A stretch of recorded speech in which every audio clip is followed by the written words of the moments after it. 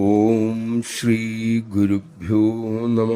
Tsunami കഴിഞ്ഞ സമയം ഒരു ദമ്പതികൾ വള്ളിക്കാവിലെത്തി. അവിടെ പഠിക്കുന്ന മകനെ കാണാൻ വന്നതാണവർ. ഏകദേശം ഒരാഴ്ചയിലേറെ അവർ ആശ്രമത്തിൽ താമസിച്ചു. അമ്മയെ ദർശിച്ചു.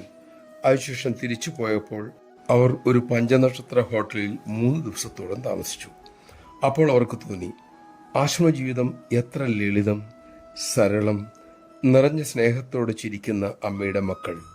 എവിടെയാകട്ടെ കൃത്രിമമായ ചിരി, സ്നേഹം, അതേസമയം സുഖസമൃദ്ധി ധാരാളവും അതിനുള്ള ചെലവും വലിയത്.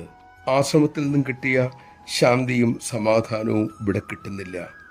അവിടെ കിട്ടിയ ആ ശാന്തി, മനസ്സിൻ്റെ നിറവ് അവർ തിരിച്ചറിഞ്ഞു.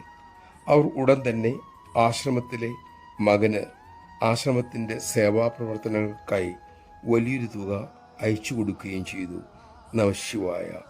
അമ്മയുടെ സാമീപ്യം, ദർശനം, സംസാരം തുടങ്ങിയവ എത്രയോ മനസ്സുകളെ പരിവർത്തനപ്പെടുത്തുന്നു.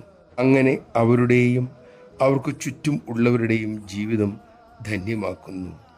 ധന്യമായ അമ്മയുടെ സന്നിധിയിൽ നമുക്കും മാറാനായി സ്വയം ശ്രമിക്കാം.